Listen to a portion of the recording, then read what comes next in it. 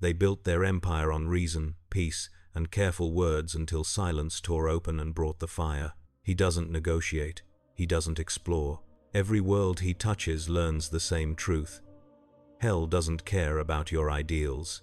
So what happens when the galaxy's greatest diplomats meet a war that refuses to end? The rupture began as silence. Commander Elias Vren stood at the Xenophysics observation deck of Starbase 47, watching the holographic grid flicker and die. The subspace corridor had been stable for 16 hours, a phenomenon catalogued as natural yet anomalous, a fold in the dimensional fabric that defied explanation yet posed no immediate threat. Starfleet protocols demanded observation before classification. Vren had spent his career translating the incomprehensible into neat reports, reducing cosmic mysteries to data streams that fit within the Federation's understanding of an ordered universe. He believed in that order. He believed in the slow, methodical unveiling of truth through science and reason. The corridor collapsed inward with a sound that should not have existed in vacuum. Every sensor array across 3 decks screamed and went dark. The holographic field shattered into fragments of light that hung suspended for a fraction of a second before vanishing entirely. Vren's neural interface burned hot against his temple, the implant trying desperately to process data that violated every known law of physics. He tasted copper. His vision split into overlapping images of spaces that should not coexist. Through the observation port, he saw it, a figure in armor darker than the void itself, falling through collapsing dimensions like a meteor wrapped in green fire. The figure hit the debris field of a destroyed satellite with enough force to vaporize metal into plasma. The shockwave rippled outward in perfect spheres of compressed energy, demolishing what remained of the installation's outer shell. Vren watched pieces of titanium hull the size of shuttlecraft tumble past the viewport, glowing red from atmospheric friction that should not exist in deep space. The armor did not slow. It did not tumble. It oriented itself with terrifying precision, thrusters that burned with wrong light correcting trajectory. And then, it was moving again, burning toward the starbase like judgment incarnate. Vren activated the emergency channel. His voice came out steady despite the tremor in his hands. All stations, code black, unknown entity inbound, origin, dimensional breach, classification, impossible. The words felt inadequate even as he spoke them. The figure's armor resolved in magnification, ancient beyond measure, scarred by wars that predated recorded history, burning with symbols that hurt to perceive.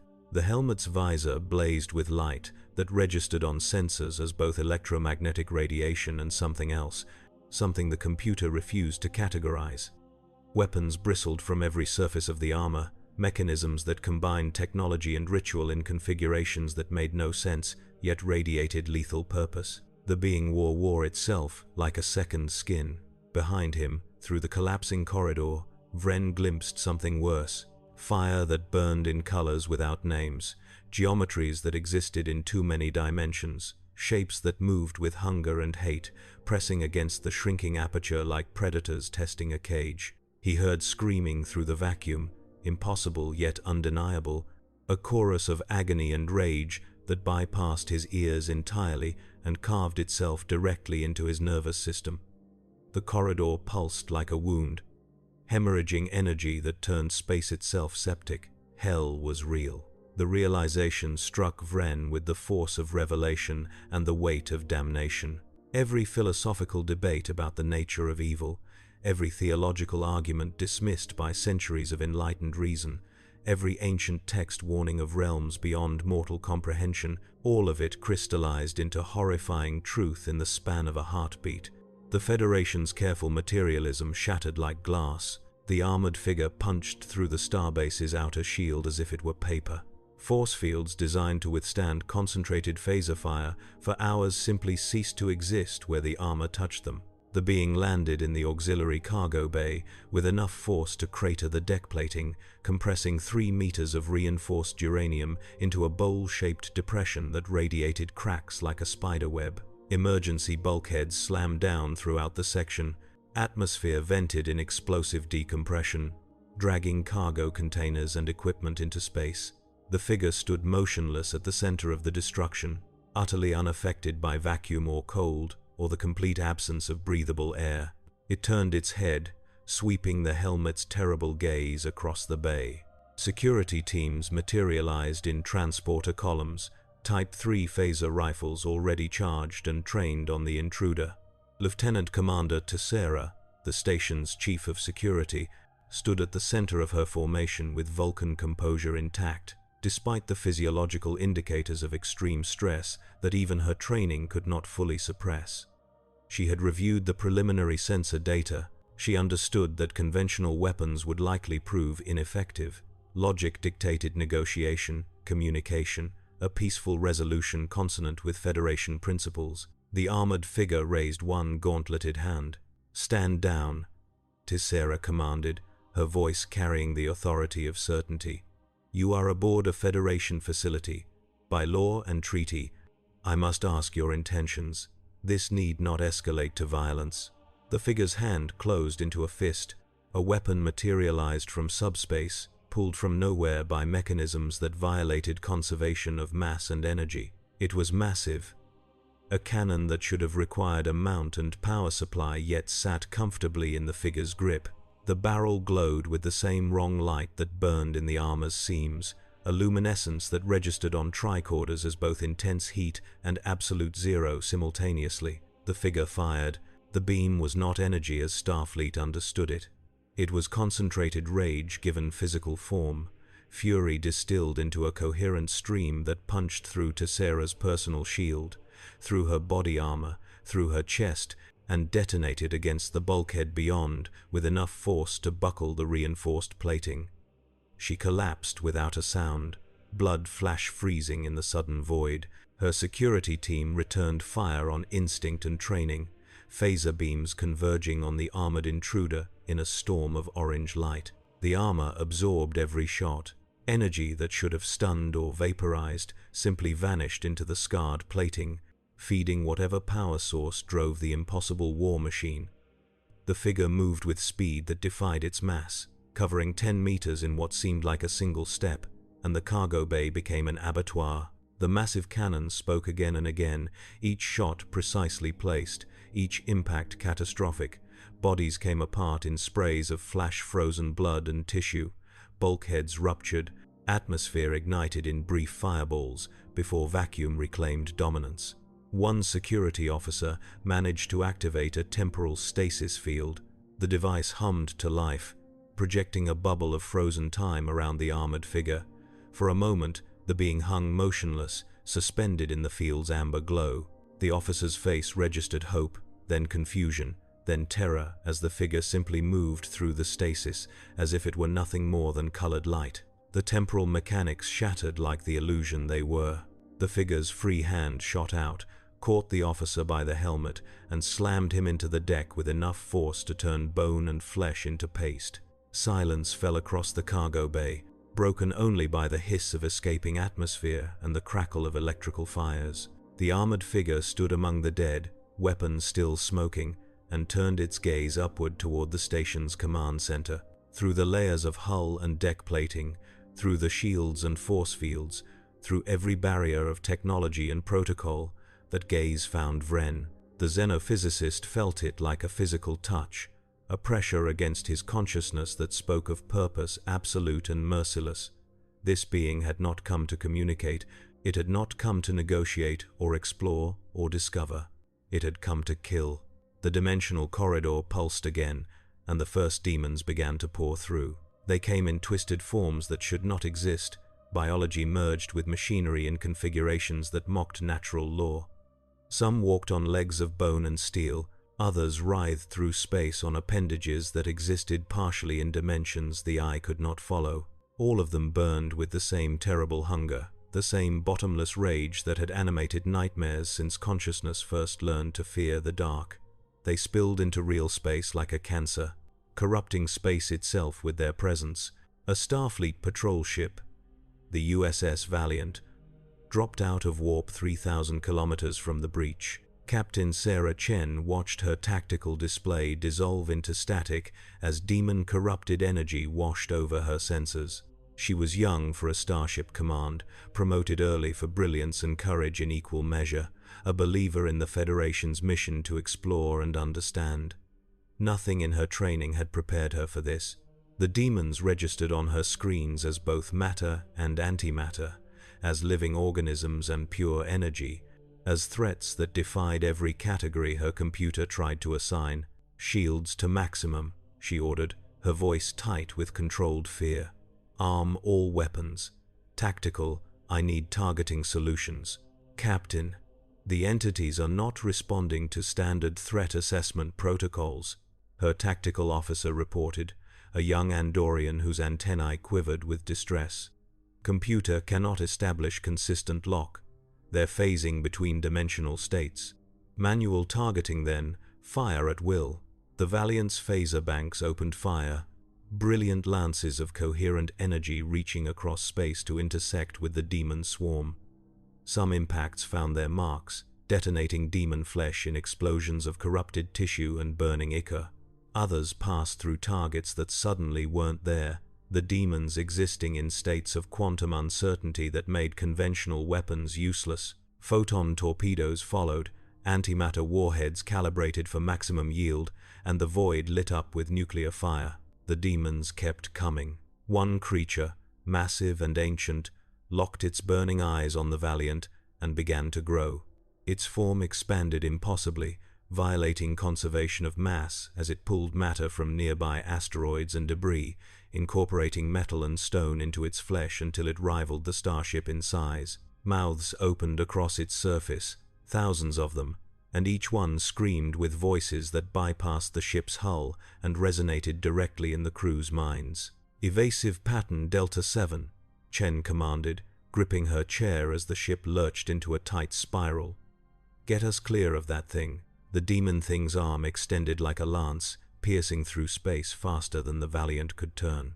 It caught the ship's secondary hull, tearing through shields and armor plating with claws that burned hotter than stars. The impact threw Chen from her seat. Emergency klaxons wailed. Force fields snapped into place around hull breaches, barely containing the explosive decompression.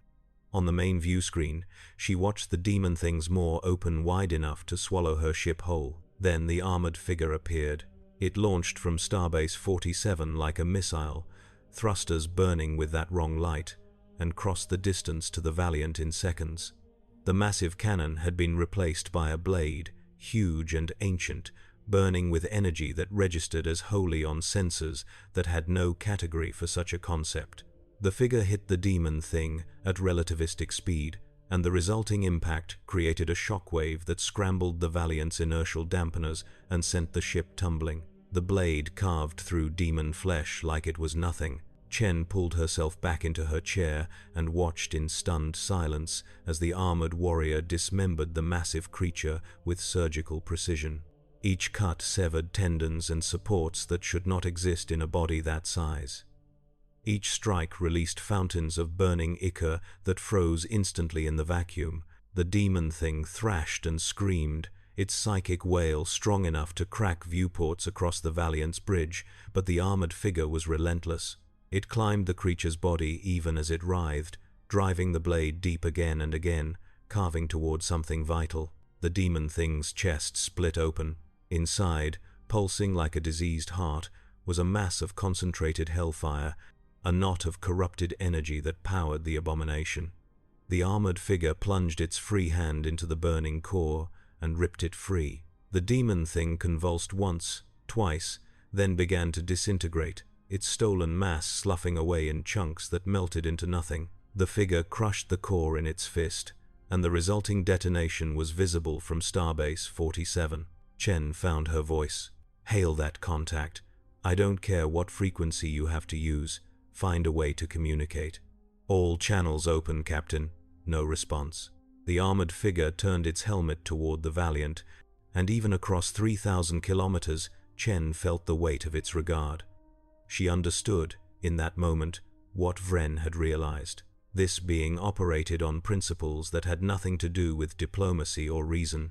It was a weapon, honed to perfection across epochs of war, and it recognized only two categories: threats and non-threats. The Valiant was not currently classified as a threat. The figure turned away and launched itself toward another cluster of demons. "Follow that contact," Chen ordered. "Maintain distance, but keep it in sensor range. And get me a direct line to Starfleet Command. They need to see this." The Doomslayer carved through the demon swarm like wrath given form. His blade sang with every stroke, a sound that combined metal on metal with something deeper, a resonance that struck at the fundamental frequencies demons use to maintain cohesion in this reality. Each kill was efficient, precise, wasting no motion or energy. He moved through three-dimensional space as if it were a suggestion rather than a law, his armor's thrusters and jump jets allowing for maneuvers that defied Newtonian physics. When demons tried to surround him, he simply moved faster, became a blur of violence that left only corpses in its wake. A cluster of flying demons, things with wings of bone and faces that wept acid, dove at him from multiple vectors. The Slayer holstered his blade and drew weapons from nowhere. Twin shotguns that roared with sound that shouldn't exist in vacuum yet somehow did. Each blast scattered demons like clay pigeons, their bodies shredded by ammunition that combined conventional projectiles with something else, rounds blessed or cursed or both, sanctified by war eternal. Empty shells ejected and vanished into subspace, replaced instantly by fresh ammunition drawn from the same impossible reservoir. The Slayer did not tire. He did not slow. He had been fighting this war since before Earth learned to speak. He had walked through hell's deepest circles and emerged victorious. He had killed gods and demons and things that were neither, had burned down dynasties of suffering and left nothing but ash and silence in his wake. This was not a battle. This was Tuesday. Another pulse from the dimensional corridor, stronger now. And a new class of demon emerged. These were summoners, entities that existed partially outside real space, flickering between dimensions as they channeled energies to birth more demons directly into this universe.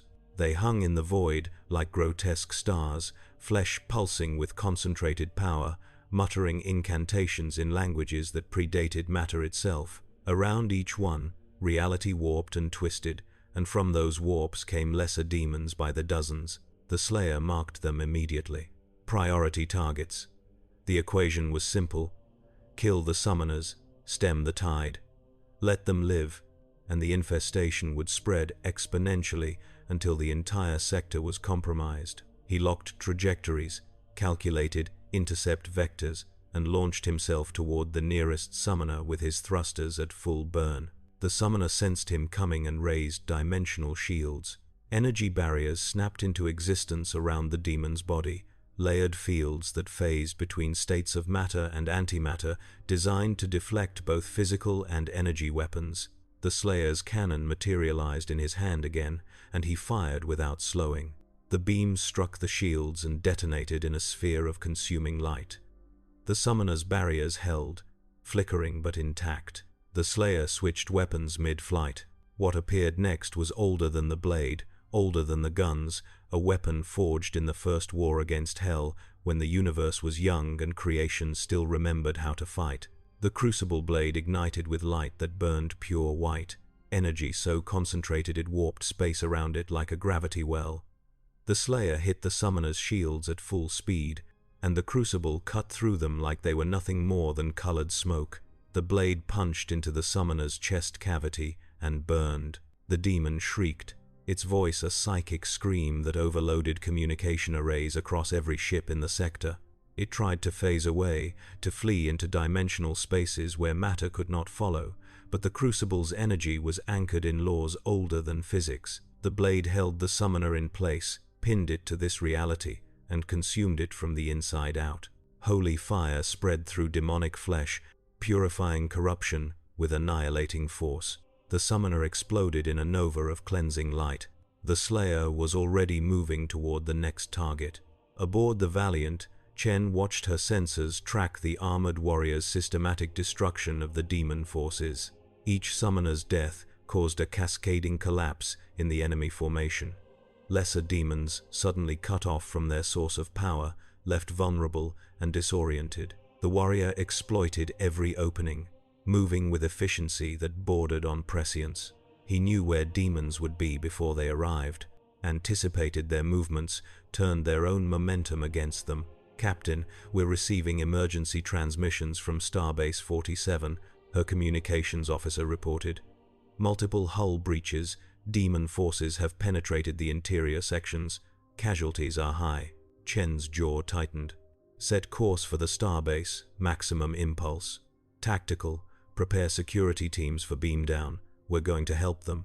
"Captain, regulations state that we should wait for reinforcements before engaging unknown hostile forces in confined spaces. Regulations didn't account for Hell invading Federation space. Engage."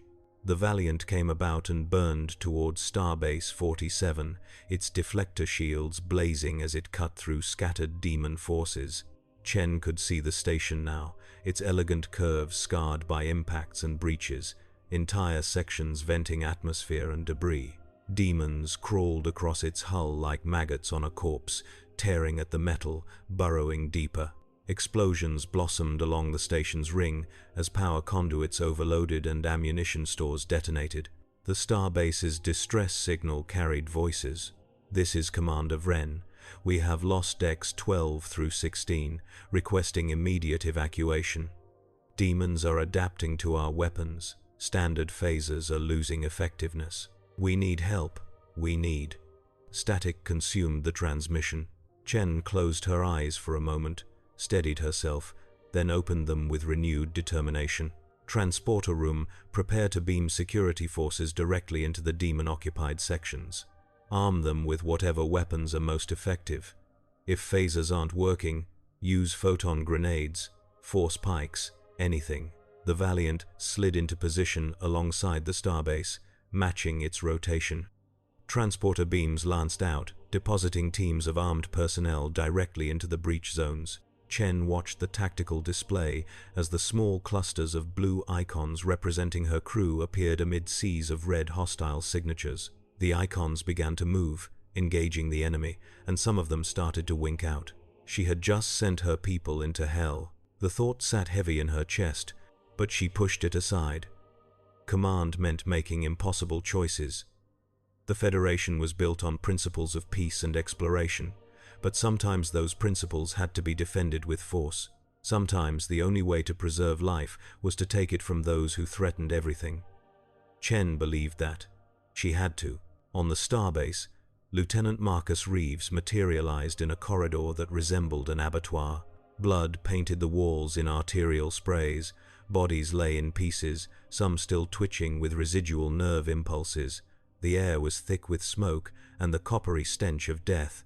Reeves was a veteran of the Dominion War, had seen combat on a dozen worlds, had watched friends die in fire and fury. This was worse.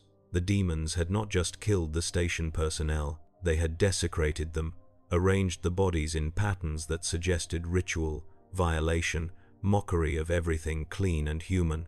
"Spread out," he commanded his team, his voice flat and professional despite the nausea churning in his gut. Two-person teams. Clear every section. Remember, aim for center mass and don't stop firing until the target stops moving. The security teams moved out, boots crunching on debris and worse things. Reeves paired up with Ensign Talor, a young Vulcan fresh from the academy, her face locked in the neutral expression her people used to mask fear. They advanced down the corridor, phaser rifles raised, every nerve screaming warnings about the shadows that moved wrong, the sounds that came from angles that shouldn't exist. A demon dropped from the ceiling. It was small, barely larger than a child, but its body was all teeth and claws and hunger. It landed on Talor's back and bit down on her shoulder, teeth punching through her uniform and the armor beneath. She screamed, a raw sound of agony that shattered her Vulcan control, and tried to throw the creature off. Reeves spun and fired, the phaser beam catching the demon in its side. The creature hissed but didn't release, its claws digging into Talor's flesh. Reeves adjusted his weapon to maximum setting and fired again. This time the beam burned through demon flesh, severing it in half. The top portion fell away, still snapping its jaws.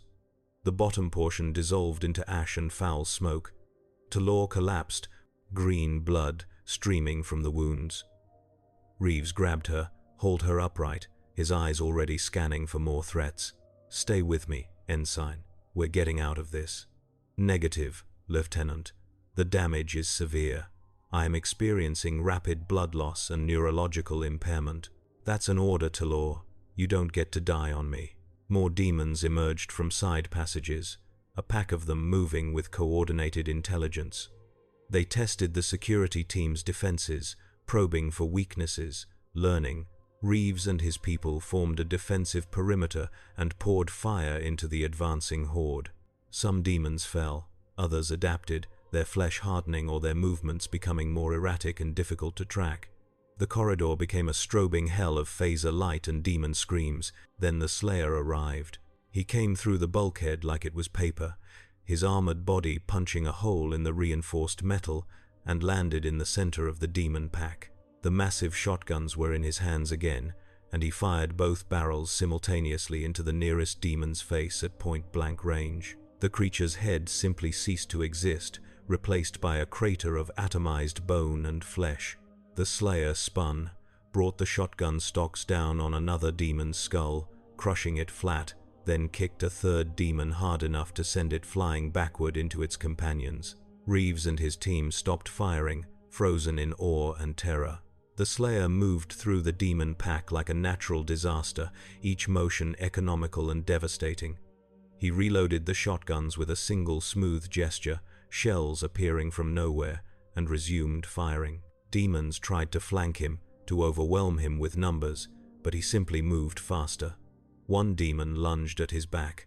Without looking, the Slayer reached behind himself, caught the demon by its throat, and slammed it into the deck with enough force to crater the plating. He stepped on its chest, crushing ribs and organs, and fired both shotguns into the remaining demons.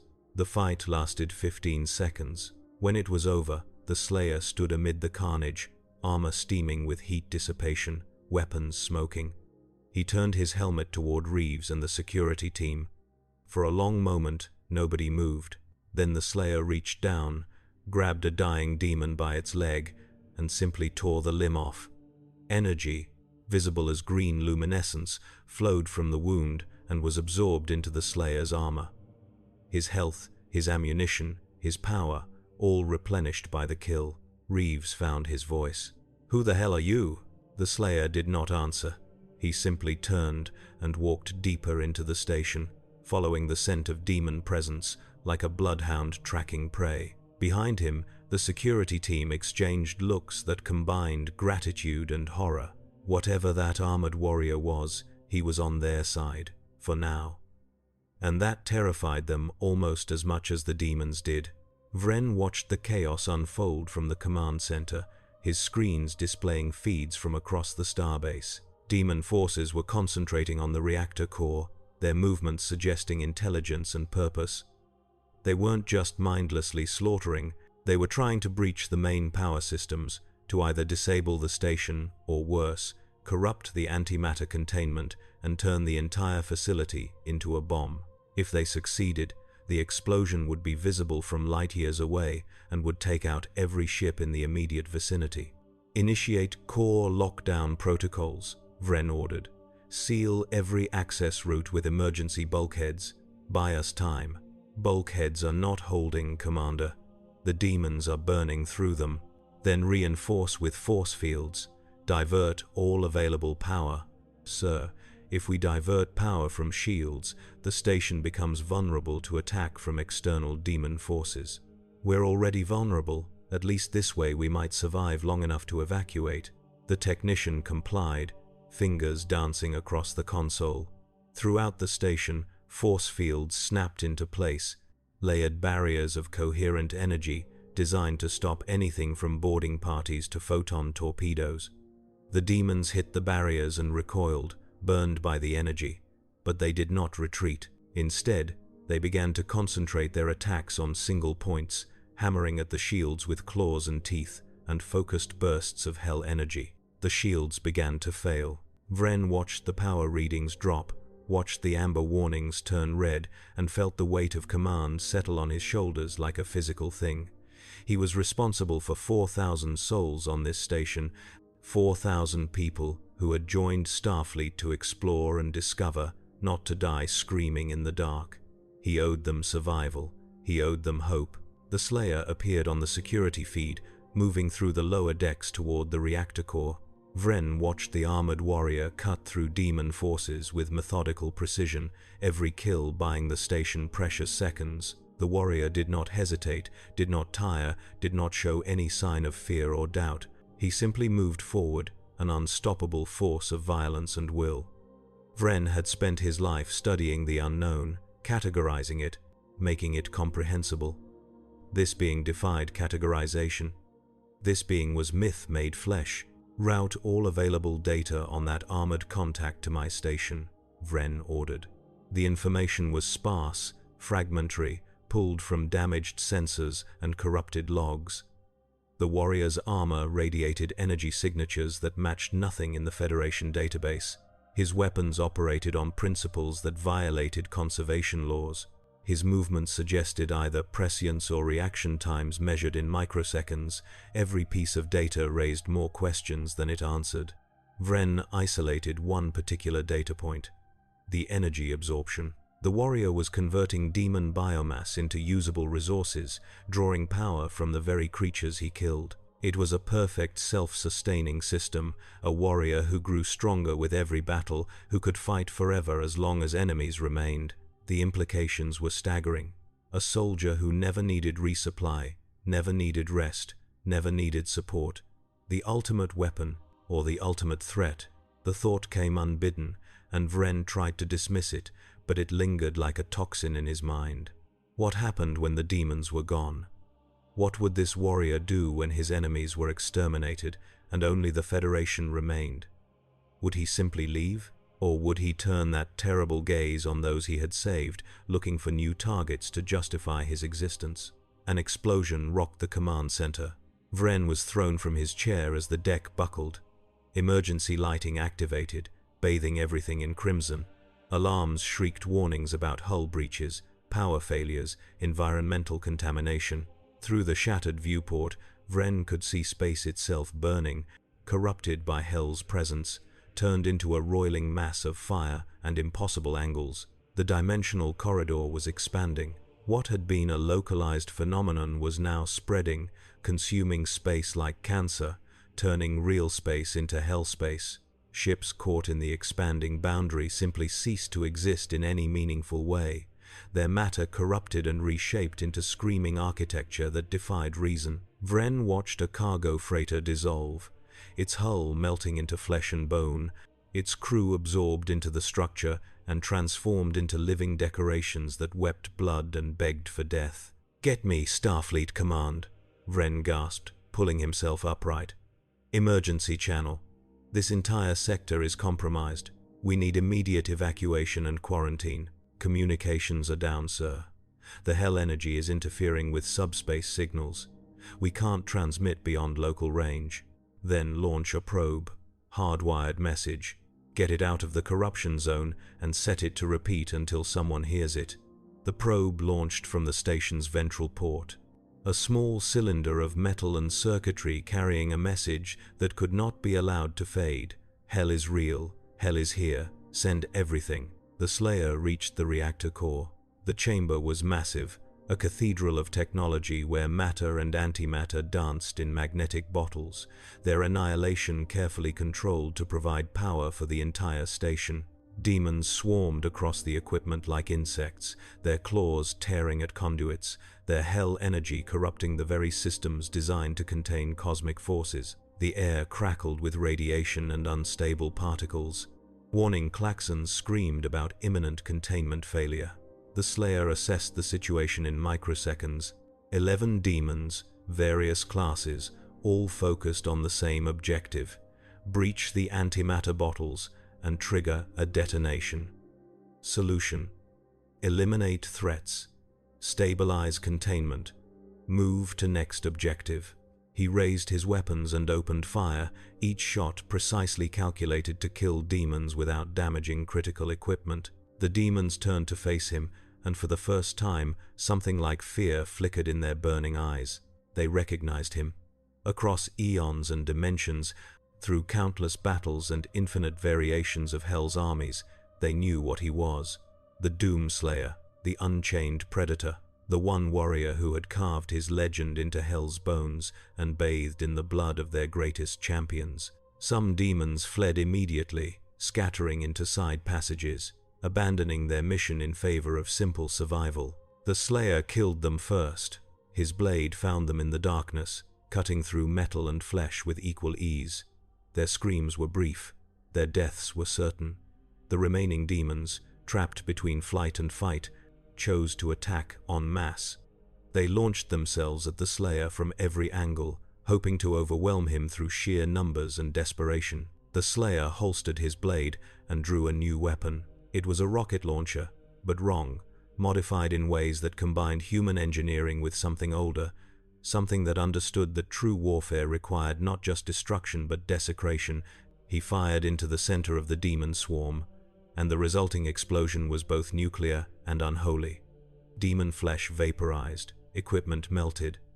The shockwave cracked the reactor chamber's walls, and the antimatter containment held.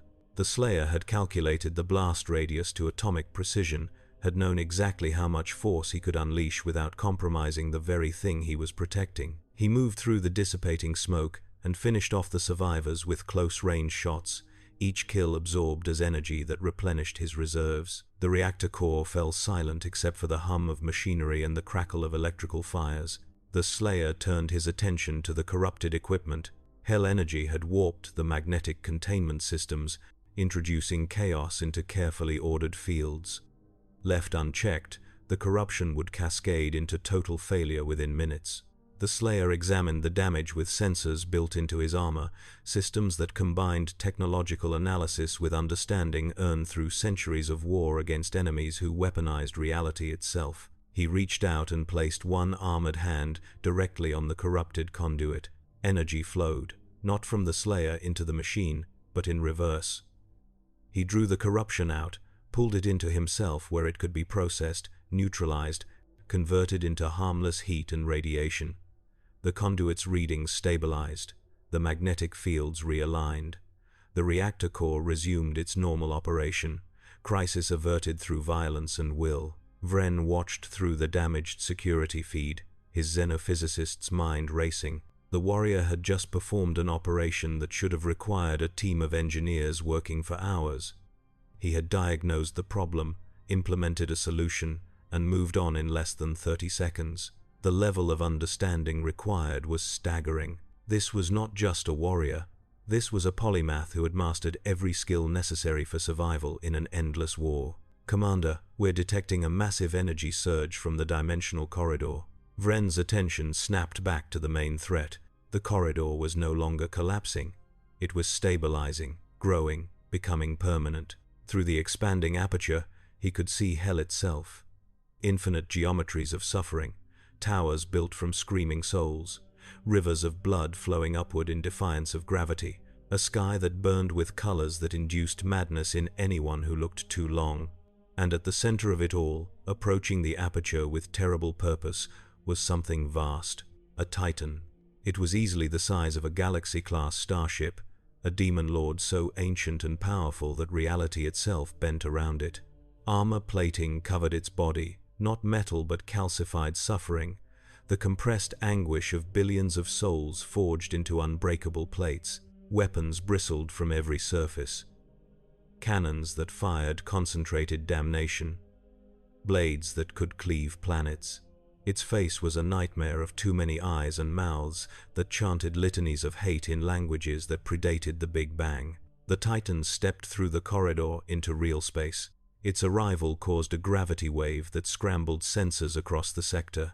Ships tumbled like leaves in a storm. Starbase 47's orbit destabilized, the entire station dropping toward the nearest planet's gravity well. On the Valiant, Chen watched her entire bridge crew thrown to the deck as inertial dampeners failed under the sudden stress. "Get us stable," she shouted over the alarms.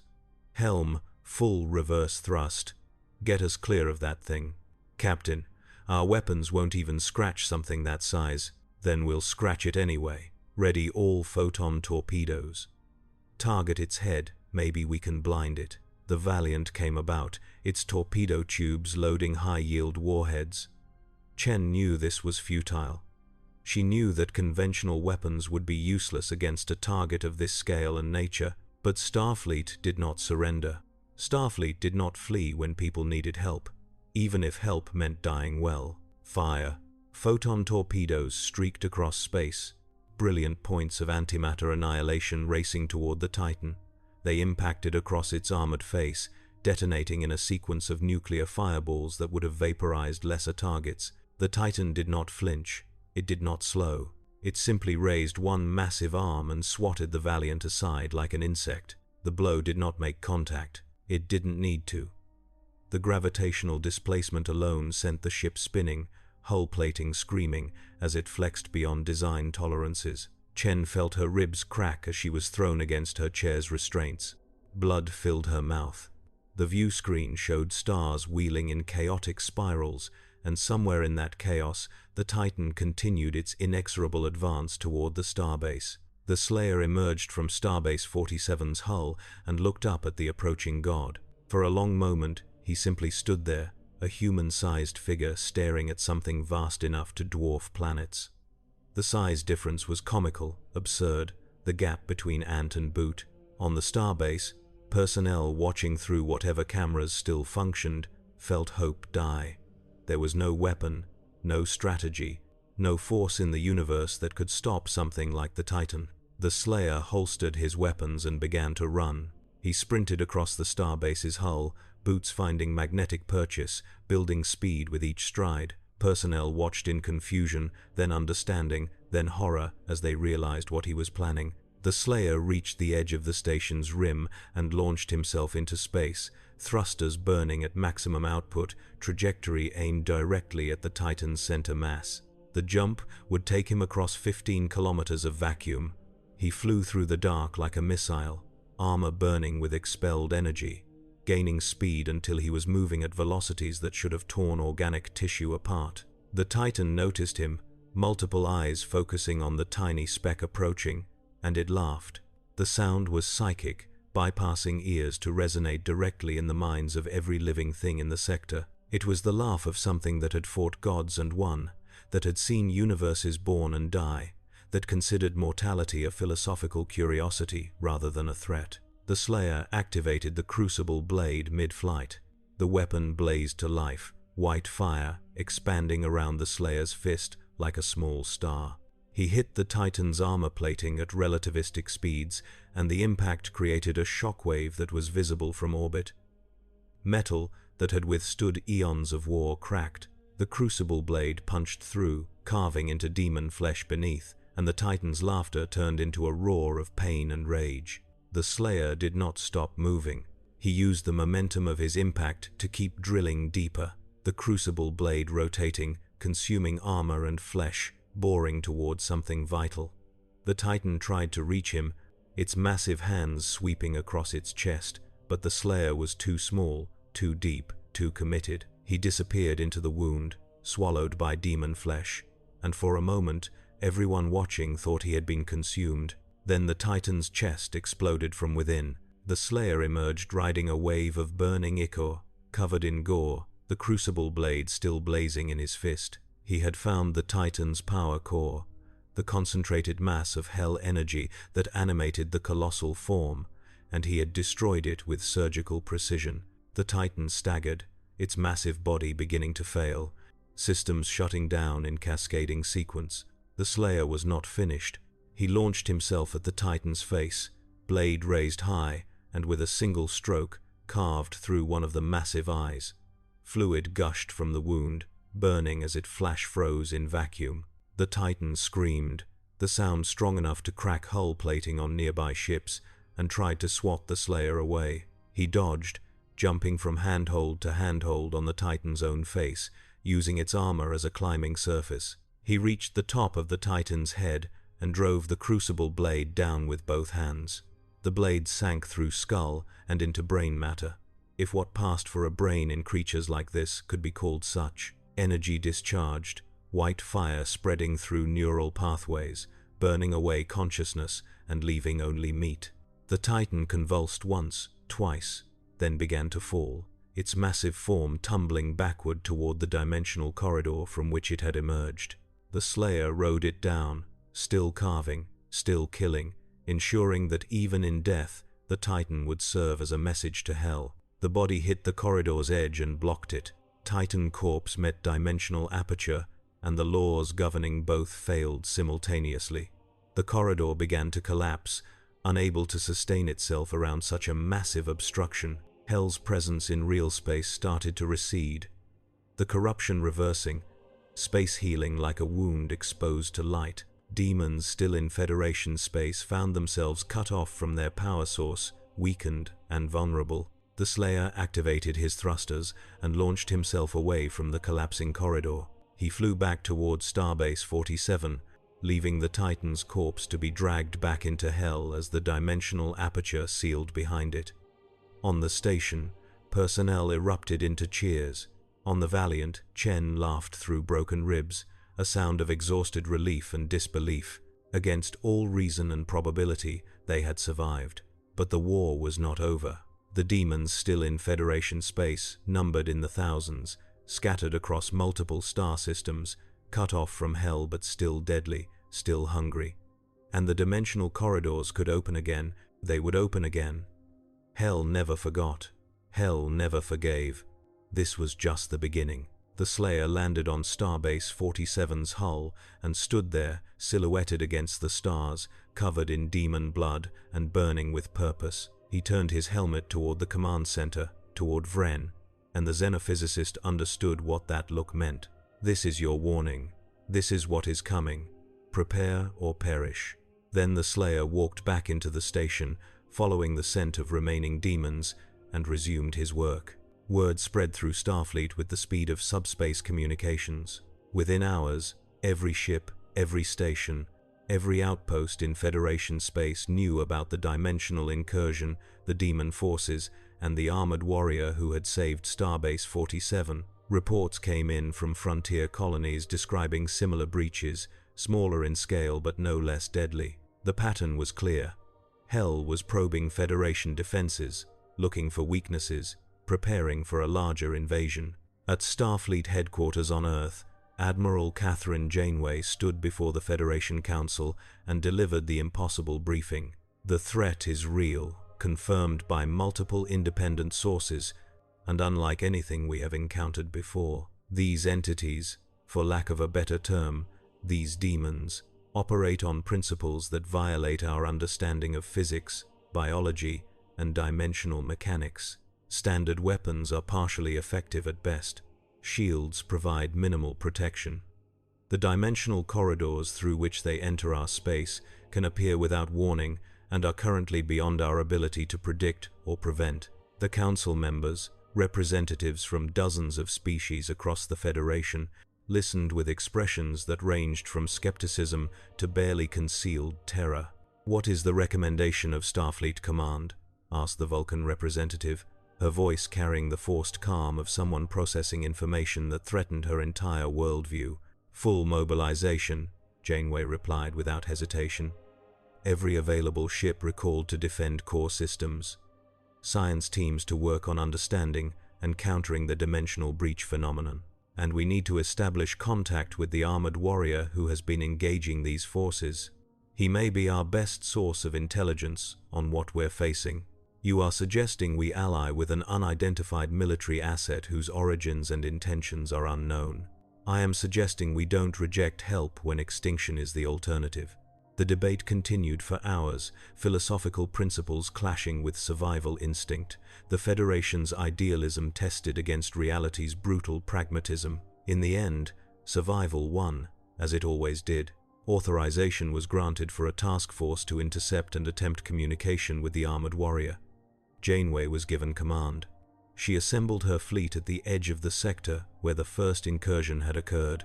15 ships, ranging from nimble destroyers to heavy cruisers, all armed with every conventional and experimental weapon Starfleet could deploy. Science vessels accompanied them, carrying teams of physicists, xenobiologists, and first contact specialists. The fleet formed a defensive perimeter around a region of space that sensors showed was still unstable, still bleeding residual hell energy, still vulnerable to another breach. Janeway stood on the bridge of the USS Voyager, her flagship, and studied the tactical displays. "Any sign of our armored friend?" she asked her tactical officer. "Negative, Admiral. He was last seen departing Starbase 47 inches, a small vessel, origin unknown, heading toward the Gamma Quadrant. We've been unable to track him. His ship has some kind of stealth technology that renders it invisible to our sensors. Keep trying. I want to talk to whoever is inside that armor." "Assuming there is someone inside," her science officer interjected. "The armor could be autonomous, an AI or machine intelligence." "No," Janeway said with quiet certainty. "That was not a machine. That was someone who has been fighting this war for a very long time. Someone who knows what they're doing. Someone who might be able to teach us how to survive." An alarm cut through the bridge. "Admiral, detecting massive subspace distortion, bearing 347 Mark 6. It's another corridor, much larger than the first." Janeway's hands clenched on the armrests of her command chair. "All ships to red alert. Raise shields. Charge weapons. Science teams, I need readings on that corridor. Find me a way to close it." The corridor tore open like a wound across space. This one was not small or cautious. This was hell announcing its presence with authority, a dimensional gateway large enough to pass fleets through, burning with energies that made sensors scream in protest, and through it came not scattered demons but an armada, ships of bone and metal, weapons that fired concentrated suffering, hulls that wept blood and screamed with the voices of the damned. Janeway watched the emerging fleet and felt her blood turn cold. "Get me a count." "Sensors are having trouble resolving targets, Admiral. Estimate, at least 50 capital ships, size comparable to our heavy cruisers. Smaller vessels number in the hundreds. They're arranging themselves in attack formation. Send to all ships. Engage at will. Target their largest vessels first. Coordinate fire to maximize damage." The Federation fleet opened up with everything they had. Phaser banks blazed, painting space with orange light. Photon torpedoes streaked across the dark, leaving contrails of Cherenkov radiation. Quantum torpedoes, the most powerful weapons in Starfleet's arsenal, detonated against demon hulls with force that rivaled small suns. For a few seconds, it seemed like the Federation might actually hold the line. Then the demon fleet returned fire. Their weapons were not energy or matter, but concepts made physical. They fired beams of pure suffering that passed through shields as if they didn't exist and struck crews directly, reducing trained personnel to screaming, clawing wretches who turned on each other in psychotic rage. They launched missiles that phased between dimensions, appearing inside Federation ships' hulls and detonating from within. They deployed fighters that moved at impossible speeds, piloted by demons who felt no fear and accepted no surrender. The USS Tiberius, a heavy cruiser on the fleet's flank, died first. A demon capital ship targeted it with focused fire, beam after beam hammering at its shields until they collapsed. Then the real weapons came. Corruption spreading across the Tiberius's hull like cancer, turning metal into flesh, systems into organs. The crew's screams were transmitted on open channels for agonizing seconds before the ship was completely transformed, no longer recognizable as Federation technology, now just another piece of Hell's architecture drifting through space. Janeway watched it happen and felt something harden inside her. "All ships, maintain formation. Do not let them separate us. Concentrate fire on that command vessel, the one with the skull motif on its prow." The fleet coordinated, multiple ships targeting the same demon capital ship, pouring fire into it until its shields collapsed and its hull began to crack. But even dying, the demon ship was deadly. It turned, presenting its broadside, and fired every weapon simultaneously in a final devastating salvo. 3 Federation ships took the full force of the attack and simply ceased to exist, vaporized so completely that not even debris remained. "Admiral, we cannot sustain this level of casualties.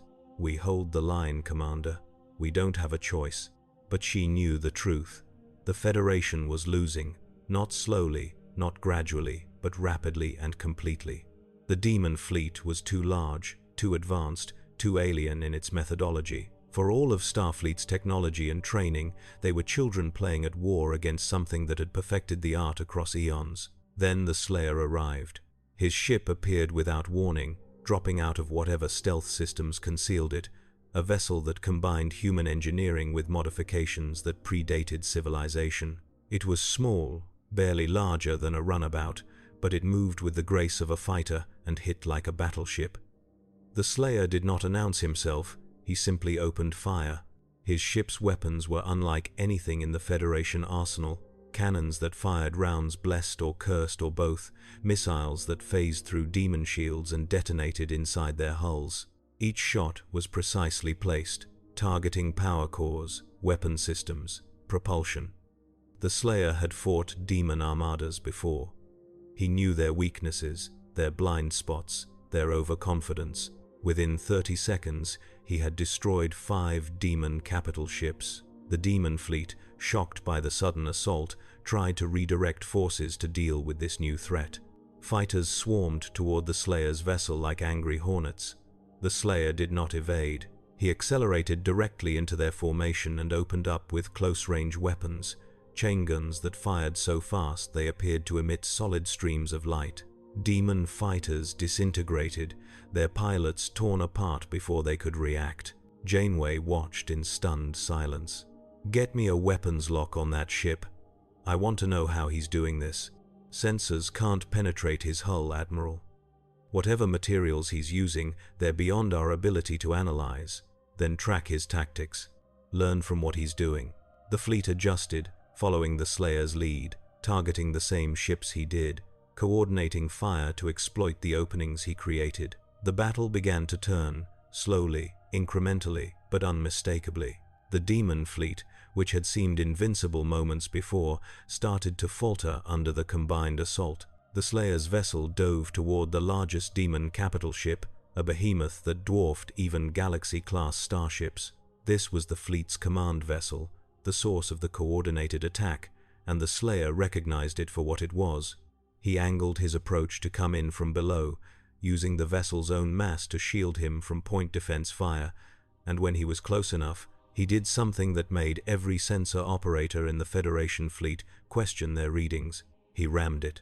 The impact should have vaporized his small ship.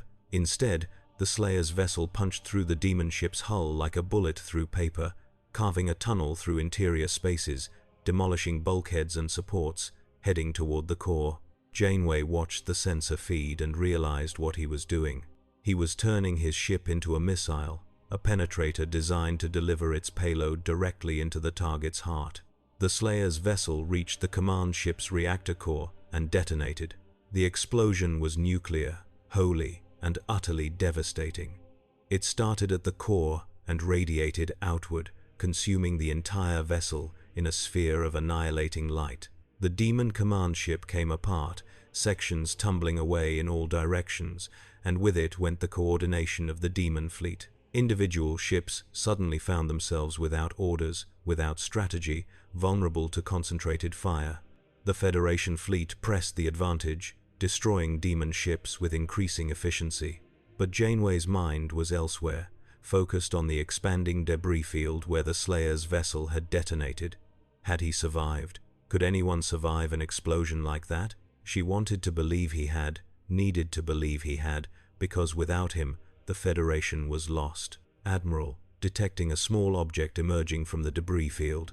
It's him. He's alive." The Slayer floated through space in his armor, thrusters compensating for spin, heading toward the nearest demon ship. He had no vessel now, no protection except his armor and his weapons, and he did not care.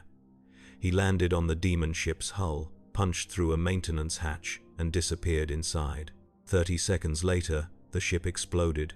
The Slayer emerged from the wreckage, already orienting on his next target.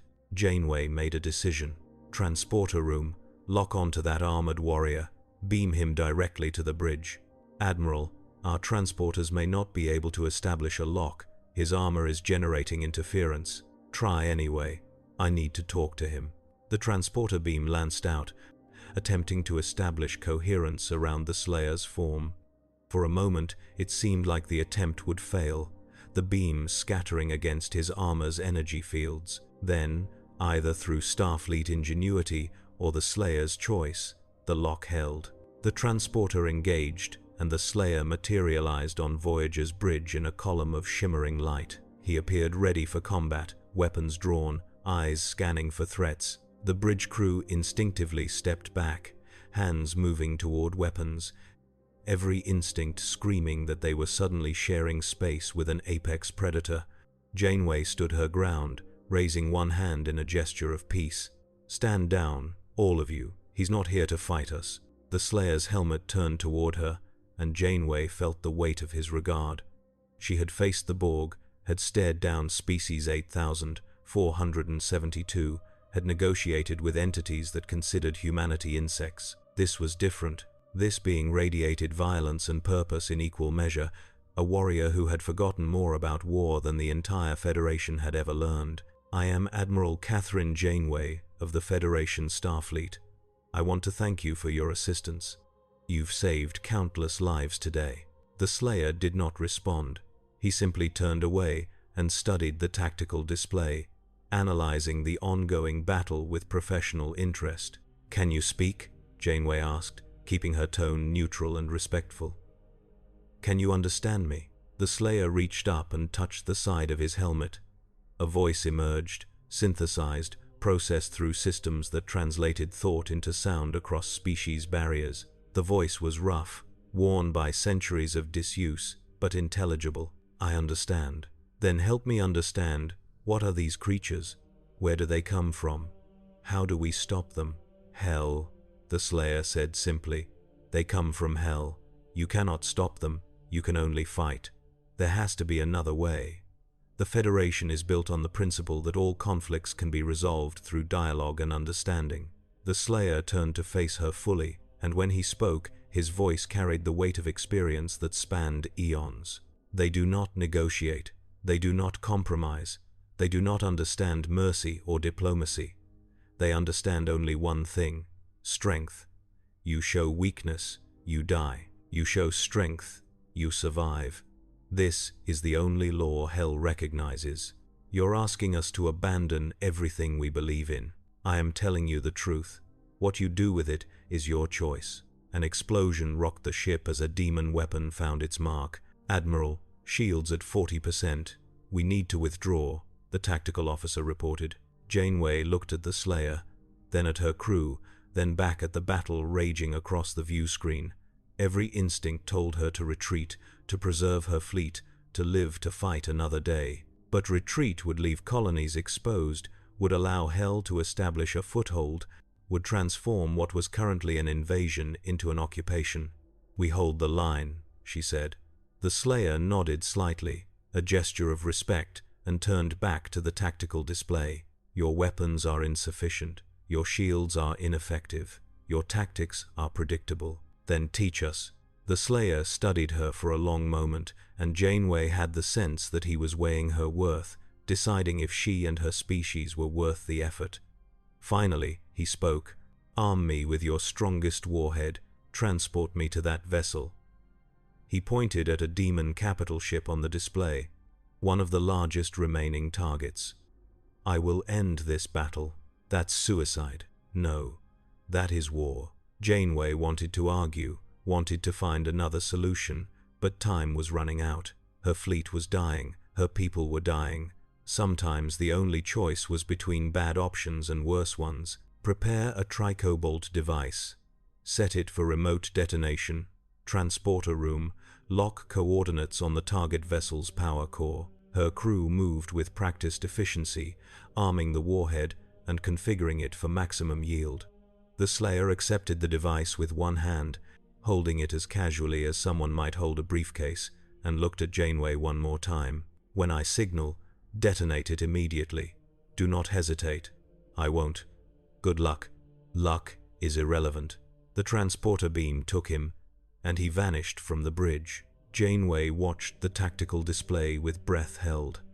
The Slayer appeared inside the demon capital ship, deep in its bowels, surrounded by hostile forces. He moved immediately, cutting through demons with blade and gun, carving a path toward the power core. The ship's internal defenses activated, trying to seal him in, trying to flood sections with plasma or decompress them into vacuum.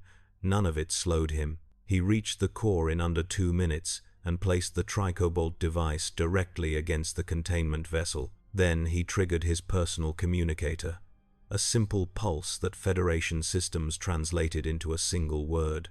Now, Janeway gave the order without hesitation. The tricobalt warhead detonated, and the demon capital ship tore itself apart from the inside. The explosion was visible across the entire battle space, a nova that briefly outshone nearby stars.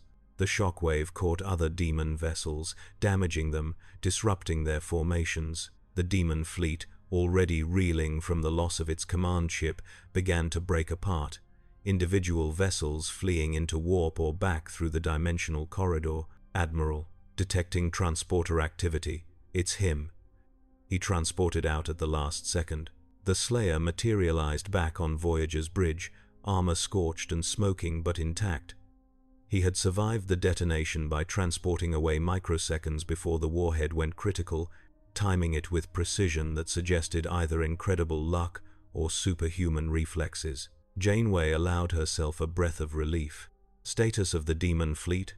They're withdrawing, Admiral. The corridor is collapsing. We did it. But the Slayer was already moving toward the transporter pad, preparing to leave. Wait, Janeway called out. We need your help. This battle is over, but the war is just beginning.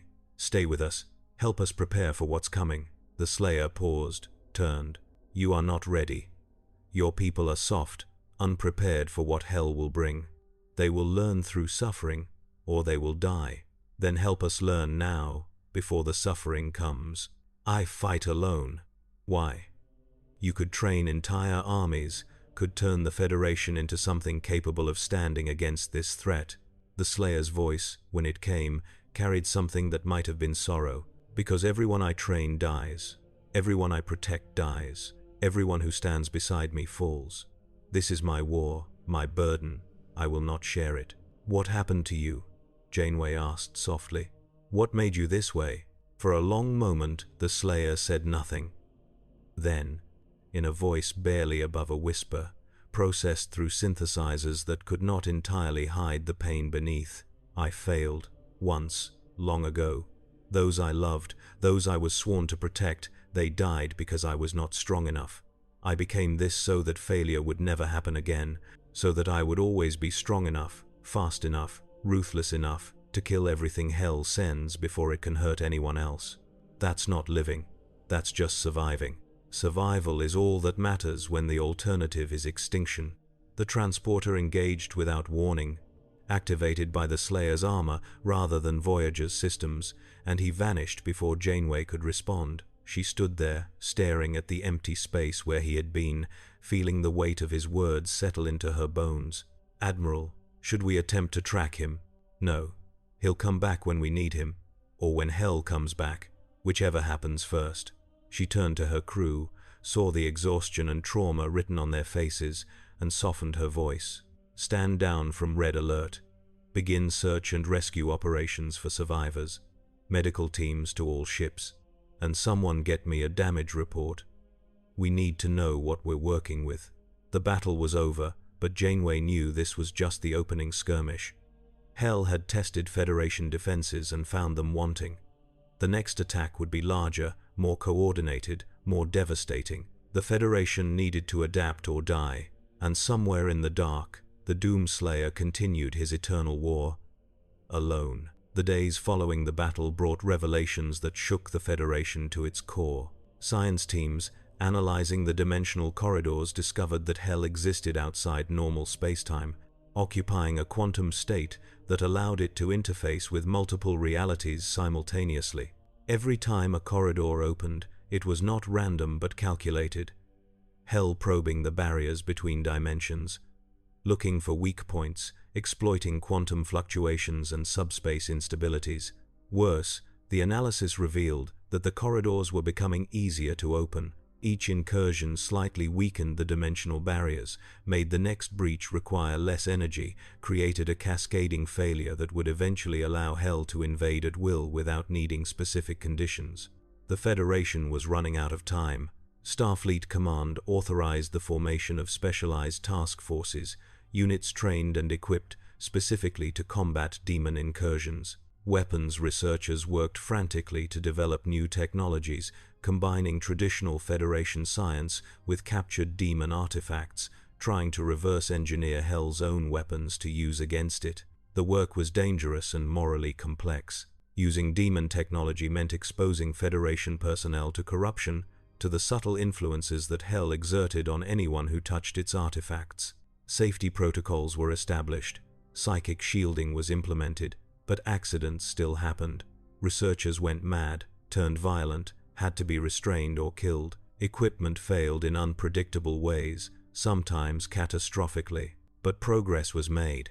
A new class of warhead was developed, one that combined antimatter with energy signatures derived from demon cores. When detonated, these weapons created brief dimensional rifts that severed demons' connection to their power source, making them vulnerable to conventional weapons. It was not perfect, but it was something. Shield modifications allowed for partial protection against demon corruption beams. Not immunity, but enough resistance to give crews time to respond rather than being instantly transformed into screaming wretches.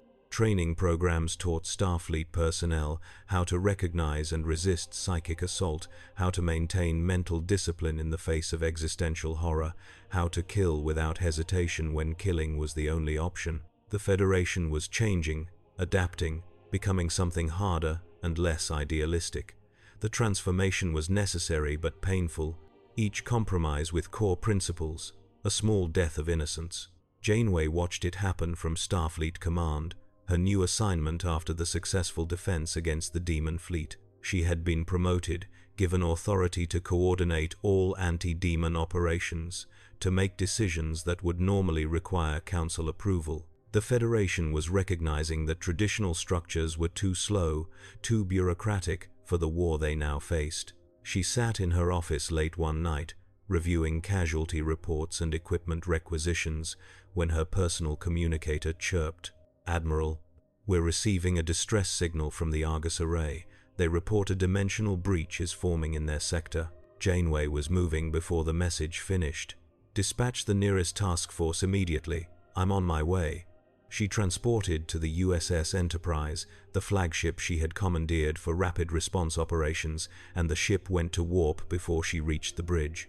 Captain Jean-Luc Picard, pulled from retirement to lead the anti-demon fleet, nodded to her as she entered.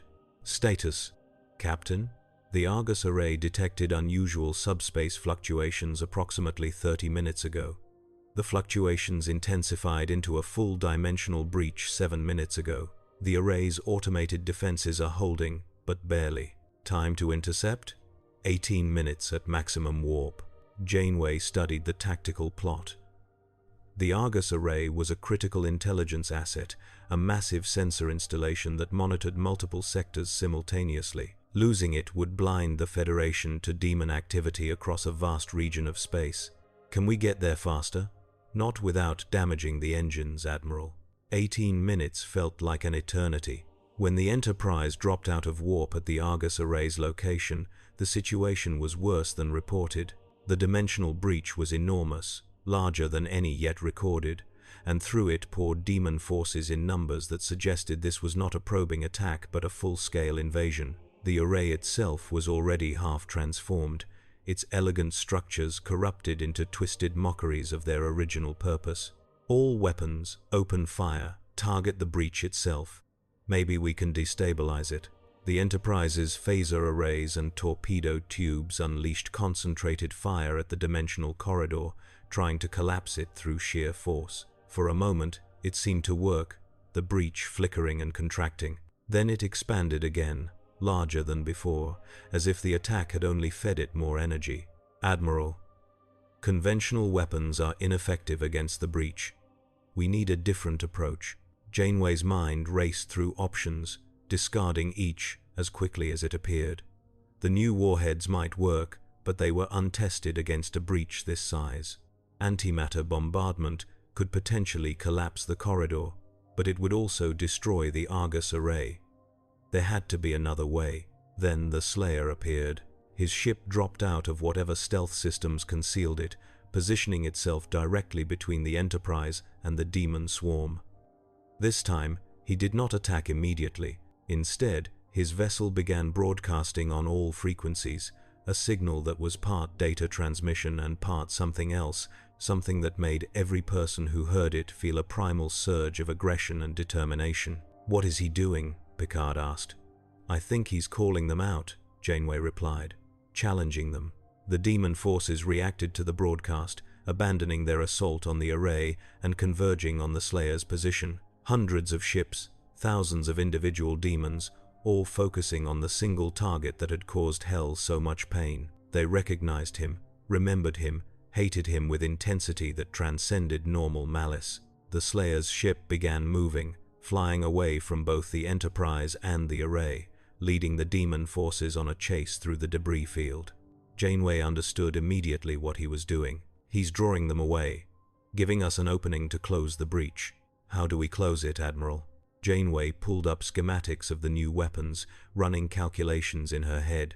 If we modify a tricobalt device to emit dimensional harmonics that counter the breach's resonance frequency, we might be able to force it to collapse.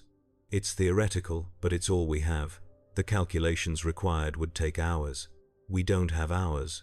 Then we make our best guess and hope we get close enough. The Enterprise's science team worked frantically, modifying the warhead, calculating harmonics based on sensor data that was fragmentary and unreliable. Every second, the breach remained open. More demons poured through. The Argus array was lost now, fully transformed. Its sensor capabilities turned toward locating more targets for Hell's invasion. The Slayer's ship wove through the demon swarm like a dancer, weapons firing in all directions, each shot precisely placed to create maximum chaos. He was not trying to destroy them all. He was buying time, keeping them focused on him, giving the Enterprise the opening it needed. A massive demon ship, larger than any seen before, emerged from the breach. This was a command vessel, a hellship designed to coordinate invasions across entire sectors. Its weapons locked onto the Slayer's ship and fired beams of concentrated corruption that should have overwhelmed his shields and consumed him. The Slayer did not evade. He flew directly into the beams, armor absorbing the corruption, converting it into energy that fed his weapon systems. Then he returned fire with everything he had, weapons blazing in concert, and the hellship's shields collapsed under the assault. But there were too many. Even the Slayer could not fight an entire fleet alone. His ship took damage, hull breached in multiple places, systems failing. He adapted, rerouting power, compensating for lost capabilities, continuing to fight with single-minded determination. One weapon destroyed, he switched to another. Shields down, he relied on armor. Engine damaged, he used momentum and inertia to maintain position. "Admiral, the modified warhead is ready. It's crude, but it should work. Launch it. Target the breach's aperture." The torpedo streaked across space, its modified warhead glowing with unstable energies. It entered the dimensional corridor and detonated at the threshold between realities, and the resulting explosion was like nothing Janeway had ever witnessed. Space itself screamed, reality folding and unfolding in rapid succession, dimensions bleeding into each other and separating again. The breach began to collapse. It did not close smoothly. It convulsed, contracting and expanding in violent pulses, each pulse sending shockwaves that damaged ships on both sides of the conflict. Demons still in Federation space found themselves cut off, their connection to Hell severed, their power draining. They became vulnerable, mortal, and Starfleet did not waste the opportunity. The Enterprise and the Slayer's ship, in unspoken coordination, turned on the weakened demons and destroyed them systematically. The battle was brutal and short. Without their connection to Hell, the demons were just flesh and technology, no more invincible than any other enemy. Phaser fire burned through their corrupted hulls. Torpedoes detonated without being absorbed into dimensional voids. Within minutes, the demon fleet was debris, and the breach was fully collapsed, sealed by energies that would take hell months to penetrate again. Silence fell across the battlefield. Janeway looked at the tactical display, at the icons representing destroyed ships and dead demons, and allowed herself a moment of exhausted victory. They had won. Barely, desperately, but they had won. Hail the Slayer's vessel. Channel open, Admiral.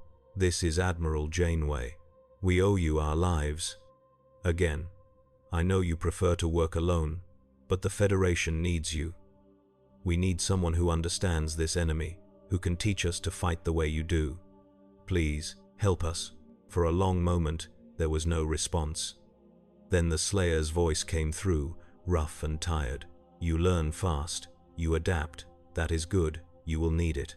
Does that mean you'll stay? Help us prepare? No. I have my war. You have yours. But I will return. When hell comes again, I will be there.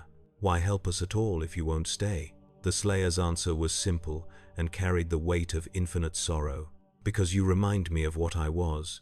Before, when I still believed diplomacy and reason could solve everything, when I thought there was always another way, I was wrong. But perhaps you can prove me wrong. Perhaps you can find the balance I could not.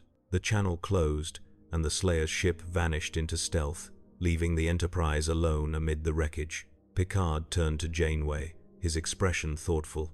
What do you think he meant? I think he's hoping we can win this war without becoming what he is, a weapon without purpose beyond killing. He's hoping we can stay human. Can we? Janeway did not answer immediately. She thought about the compromises already made, the weapons derived from demon technology, the training that taught Starfleet personnel to kill without hesitation. She thought about how much further they would have to go, how many more principles they would have to bend or break to survive what was coming. I don't know, Jean-Luc, but we have to try. The Federation entered a new era, one defined by constant vigilance and preparation for war. Dimensional monitoring stations were established at key points across Federation space. Massive installations designed to detect and respond to breach formations before they could stabilize. Each station was heavily armed, equipped with the modified weapons that could close breaches, and staffed by personnel trained to fight demons. Shipyards ran around the clock, producing new vessels with upgraded shields and weapons systems. The traditional exploration-focused designs were supplemented with dedicated combat ships, sleek and deadly, built specifically to fight an enemy that defied conventional warfare. The Federation's morality was tested daily. Demon prisoners, captured during battles, posed ethical dilemmas. They were sentient, capable of communication, but completely committed to destruction and corruption. Traditional rehabilitation was impossible. Confinement was difficult, because demons could manipulate reality in subtle ways. Execution was contrary to Federation principles, but keeping them alive posed existential risk. The debates in the Federation Council grew heated, idealists clashing with pragmatists, those who believed in absolute principles facing those who argued for survival at any cost. Compromises were reached, uncomfortable and imperfect. Special facilities constructed to hold demon prisoners in stasis, kept unconscious and unable to influence the physical world. It was not killing them, but it was not far from it. Meanwhile, the Slayer's influence spread through Starfleet in subtle ways. Officers who had witnessed his efficiency, his ruthless precision, began adopting similar tactics. Training programs incorporated elements of his combat style. A philosophy emerged among the younger officers, one that recognized diplomacy and understanding as ideals worth striving for, but accepted violence as sometimes necessary. It was called practical idealism, and it represented a fundamental shift in Federation culture. Janeway watched this transformation with mixed emotions. The Federation was becoming stronger, more capable of defending itself, but it was losing something precious in the process. The absolute certainty that violence was always the last resort, that every conflict could be resolved peacefully if sufficient effort was applied, that understanding and compassion could overcome any obstacle. These beliefs had defined the Federation for centuries, had been the foundation of its greatest achievements. Now they were being tested against an enemy that recognized none of them, that saw compassion as weakness and understanding as vulnerability. Late one night, alone in her quarters, Janeway composed a personal log entry that would never be officially recorded. The Doomslayer is both our salvation and our damnation. He shows us how to survive, but the cost of that survival is becoming like him, hard, ruthless, defined entirely by war. I fear that even if we win, even if we drive hell back and seal the dimensional barriers forever, we will have lost ourselves in the process. The Federation will endure, but it will no longer be the Federation. It will be something else, something forged in fire and blood, something that has forgotten how to be anything other than a weapon. She paused, considering whether to delete the entry, then continued. But perhaps that is the price of survival. Perhaps innocence is a luxury we can no longer afford. Perhaps the Slayer's path is the only path, and everything else is just comfortable delusion. I don't know. I only know that we must keep fighting, must keep trying to find a balance between what we believe and what reality demands, and we must never stop hoping that somewhere, somehow, there is still a better way.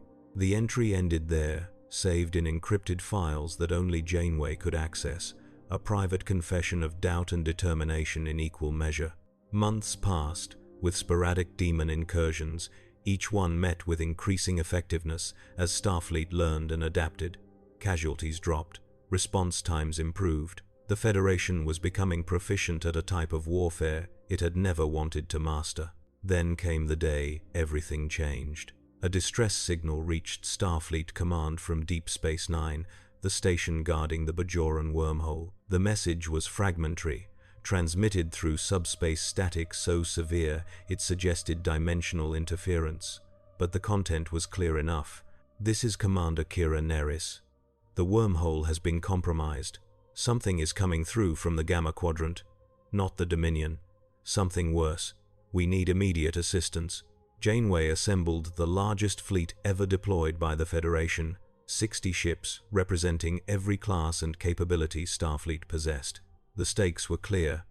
The Bajoran wormhole was a stable passage between quadrants, and if Hell gained control of it, they would have a permanent gateway to spread corruption across both the Alpha and Gamma quadrants simultaneously. The fleet arrived at Deep Space Nine to find a nightmare. The wormhole's normally elegant appearance, a gentle swirl of blue and white light, had been corrupted into a bleeding wound of crimson and black. Demons poured through it in endless streams, not individual creatures but a tide, a flood, an invasion force of such magnitude that it made previous incursions look like minor skirmishes. And at the center of the corruption, visible through sensors that screamed in protest at what they detected, was a Hell Priest, an entity that existed partially outside space-time, conducting rituals that would permanently anchor Hell to this reality. All ships, weapons free. Target that central mass. Do not let the ritual complete. The Federation fleet opened fire with everything they had, conventional and experimental weapons both, pouring destruction into the wormhole's mouth. For a moment, it seemed to have an effect. The Hell Priest's concentration disrupted, the ritual faltering. Then the priest simply absorbed the incoming fire, converted it into fuel for the ritual, and the corruption accelerated. Admiral, conventional weapons are feeding it. We're making it stronger. Janeway's mind raced. The dimensional breach warheads might work, but using them inside the wormhole could destabilize it permanently, cutting off the Gamma Quadrant entirely. The cost was unacceptable, but so was allowing Hell to complete the ritual. Before she could decide, the Slayer's ship appeared, dropping out of stealth directly above Deep Space Nine.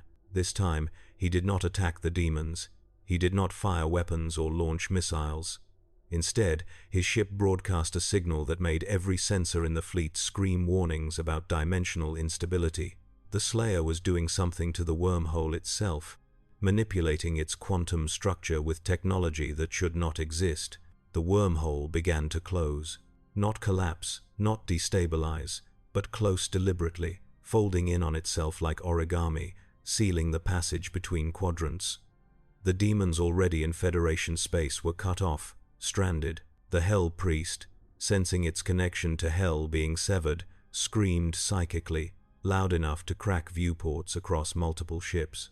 The Slayer's ship dove directly into the closing wormhole, weapons blazing, and engaged the Hell Priest at point-blank range. The two entities, warrior and sorcerer, collided in a space between dimensions where physics had no meaning and thought could alter reality. The battle lasted only seconds but felt eternal to those watching. Energy discharges that registered as both matter and antimatter, as light and darkness, as creation and annihilation. The Hell Priest wielded corruption as a weapon, trying to unmake the Slayer at a molecular level. The Slayer countered with the Crucible Blade, cutting through dimensional barriers, severing the priest's connection to its power source. The Crucible found its mark, punching through the Hell Priest's corporeal anchor, and the entity dissolved into screaming fragments that were pulled back into Hell as the wormhole completed its closure. But the Slayer did not emerge. The wormhole sealed completely, leaving nothing but empty space where the passage had been. Janeway stared at the tactical display, watching the Slayer's icon fade and vanish, and felt something inside her chest clench tight. Scan for any trace of his ship. Expand search radius. He has to be somewhere. Admiral, we're detecting nothing. It's as if he was never there. Silence fell across the bridge, heavy and absolute. The Doomslayer, the warrior who had saved them repeatedly, who had taught them how to fight, who had become something between myth and reality, was gone. Potentially dead, potentially trapped in the space between dimensions, potentially lost forever. Janeway allowed herself 10 seconds of grief, then locked it away. All ships, engage remaining demon forces. We finish what he started. The Federation fleet turned on the stranded demons with fury and precision, using every lesson the Slayer had taught them. The battle was one-sided, demons without reinforcement or retreat fighting against a fleet that had learned to be ruthless. Within an hour, the last demon was destroyed, and Deep Space Nine was secure.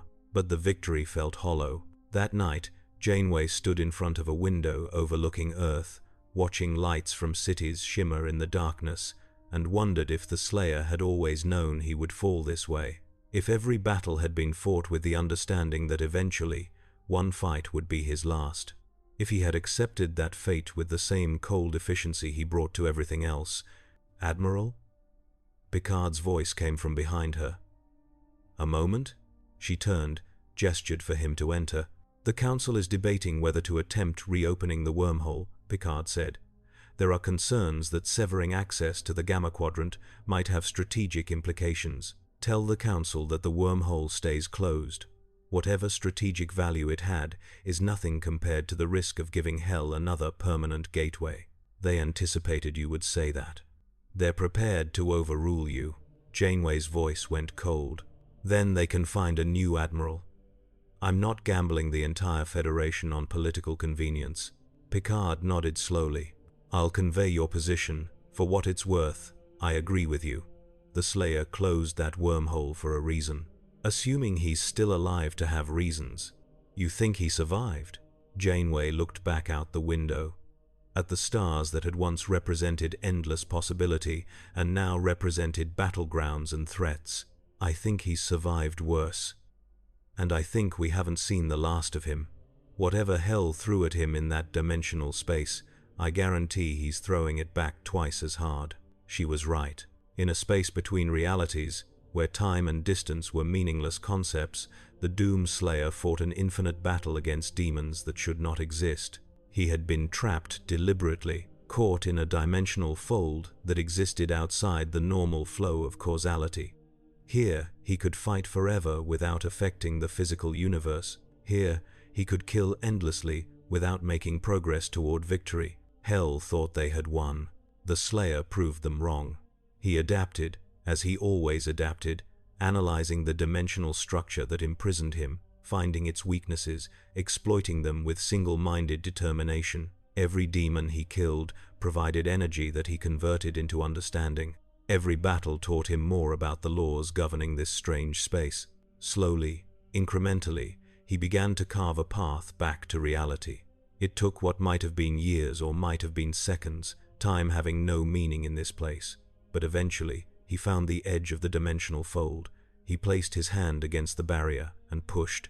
The crucible blade blazed to life, cutting through laws that said escape was impossible, and reality screamed in protest. The barrier cracked. The Slayer stepped through into normal space and time, emerging in a sector of the Federation he did not recognize, on a planet that showed signs of recent demon infestation. The colony here was dead, transformed into a monument of suffering, but the dimensional breach that had birthed the infestation was still active, still bleeding corruption into real space. The Slayer did not hesitate. He had work to do. He moved through the corrupted colony with mechanical efficiency, destroying demons, cleansing corruption, moving toward the breach with purpose absolute. The demons here were different, evolved variants he had not seen before, adapted to Federation defenses. Hell was learning, growing more sophisticated in its invasions. The Slayer adapted faster. New demons required new tactics. He observed their behaviors, identified their weaknesses, exploited them without mercy. A flying variant that phased between dimensions learned that the crucible blade could track them through their shifts. A heavily armored tank variant discovered that armor meant nothing when the Slayer simply tore it apart with his hands. He reached the dimensional breach and planted charges, explosives modified with technology stolen from Hell itself, configured to collapse the corridor from both sides simultaneously. The detonation would be catastrophic, potentially destroying the entire planet, but the alternative was allowing the breach to remain and spread. The Slayer activated the charges and walked away. Behind him, the planet died in fire and light, the dimensional breach collapsing in on itself with such force that it created a temporary black hole. The singularity consumed everything within 1,000,000 kilometers, then evaporated in a burst of hawking radiation, leaving only empty space where a world had once existed. One breach closed, thousands more to go. The Slayer returned to his ship, input coordinates for the next demon-infested world, and set course. He did not contact Starfleet. He did not report his survival. He simply continued his war, alone as always, moving from battle to battle with the certainty that this was all he would ever be. Months later, reports began reaching Starfleet command of demon incursions being neutralized before Federation forces could respond. Colonies reported that they had been saved by an armored warrior who appeared without warning, destroyed all demons, and vanished before anyone could thank him. Dimensional breaches collapsed mysteriously, their hell priests found dead under circumstances that suggested close-quarters combat. Demon capital ships exploded in deep space with no apparent cause. Janeway read the reports and allowed herself a smile. "He's alive. Should we attempt to locate him, Admiral?" her aide asked. "No. He'll find us when he wants to be found. Until then, we let him work." The Federation and the Doomslayer fought parallel wars against the same enemy, occasionally intersecting but never truly joining forces. The Federation defended its borders with fleets and technology and coordinated strategy. The Slayer hunted demons across dimensions and realities with blade and gun and limitless rage. Together, without ever formally coordinating, they began to turn the tide. Hell's incursions grew less frequent, smaller in scale, more cautious. The dimensional barriers, though weakened, were being reinforced by Federation science. The Slayer's relentless assault was destroying Hell's most powerful champions, forcing them to commit resources to defending their own realm rather than invading others. The war was far from over, but for the first time since the crisis began, victory seemed possible. Janeway stood before the Federation Council, delivering her quarterly report, and allowed herself a moment of hope. Hell can be beaten, not through overwhelming force or superior technology, but through persistence, adaptation, and refusal to surrender. We have learned to fight an enemy that operates outside our understanding of physics and morality. We have developed weapons and tactics effective against corruption itself. We have proven that the Federation's ideals can coexist with the necessities of war. The Council members listened, some nodding in agreement, others still skeptical. "What of the Doomslayer?" asked the Andorian representative. "He fights alone, accountable to no one. Is he an ally or a potential threat?" Janeway chose her words carefully. "He is what Hell made him, a weapon of singular purpose and devastating efficiency.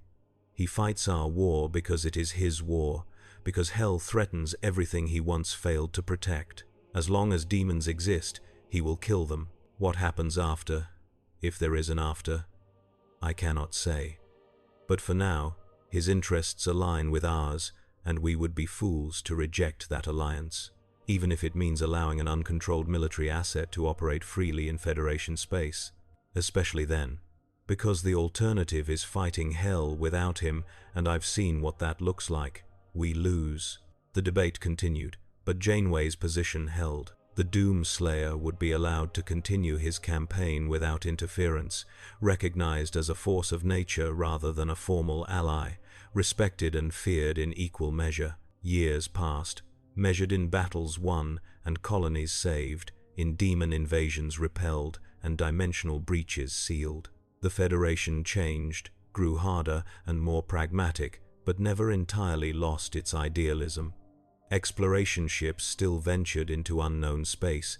First contact teams still approached new species with offers of friendship. Scientists still pursued knowledge for its own sake. But now these endeavors occurred alongside constant vigilance, weapons always ready, shields always charged. The Doomslayer became a legend, stories told in bars and academies about the armored warrior who appeared when hope was lost and turned defeat into victory through sheer violent determination. Some stories were exaggerated, others understated. All of them contained a kernel of truth, and in the depths of hell, in chambers where demon lords gathered to plan strategies against the universe above, a name was spoken with hatred and grudging respect. The Doomslayer, the one who would not die, the warrior who turned hell's own weapons against it. They tried to kill him countless times, sent their greatest champions, employed their most devastating weapons. He killed them all. They tried to trap him, to corrupt him, to break his will. He emerged stronger each time, his resolve hardened rather than weakened by their attempts. Hell began to fear. Not the Federation with its ships and weapons and coordinated strategies, not the technology that could seal dimensional breaches or the science that could counter corruption. Hell feared the single warrior who represented everything they could not corrupt, could not defeat, could not understand. One consciousness, one purpose, one eternal war. The Doomslayer. In the end, that fear would be Hell's undoing. Because fear led to mistakes, and mistakes created opportunities, and the Slayer was infinitely patient in his hunt for opportunity. The final battle, when it came, would not be fought in Federation space or any reality Hell had previously invaded. It would be fought in Hell itself, in the throne room of the Dark Lord, in a confrontation between absolute evil and absolute refusal to accept that evil. But that battle lay in the future, beyond the scope of this telling. For now, the war continued. The Federation defended its borders and ideals, adapting to threats while trying to preserve what made it worth defending. The Doomslayer hunted demons across infinite battlefields, a solitary warrior carrying a burden no one else could bear. And between them, in the spaces where their wars intersected, something like hope flickered in the darkness. Hope that evil, no matter how powerful or ancient, could be opposed. Hope that ordinary people, when pushed to their limits, could become extraordinary. Hope that the universe, for all its cruelty and chaos, still contained something worth protecting. This hope was fragile, tested daily, sometimes seeming ready to extinguish entirely. But it endured, sustained by those willing to fight for it, kept alive by those who refused to surrender to darkness. Admiral Janeway stood on the bridge of her flagship, watching stars stream past at warp speed, heading toward another crisis, another battle, another test of will and principle. And somewhere in the void, the Doomslayer loaded his weapons and set course toward another demon infestation, another target, another step in his eternal campaign. They would never meet as equals or friends. Their wars would always remain parallel rather than joined. But in that parallelism lay strength, two different approaches to the same enemy, two philosophies that complemented rather than contradicted each other. The Federation fought to preserve civilization. The Doomslayer fought to destroy Hell. Both were necessary. Both were noble in their own way. And together, without ever truly combining, They held the line against darkness. The stars burned above, indifferent to the struggles of those who lived beneath them. But those struggles mattered, defined the character of civilizations and individuals alike, determined whether the universe would be a place of light or an empire of endless suffering. The choice was made daily, in small acts and large battles, in moments of courage and instances of mercy, in the refusal to become what one fought against. And in that choice lay the only victory that truly mattered.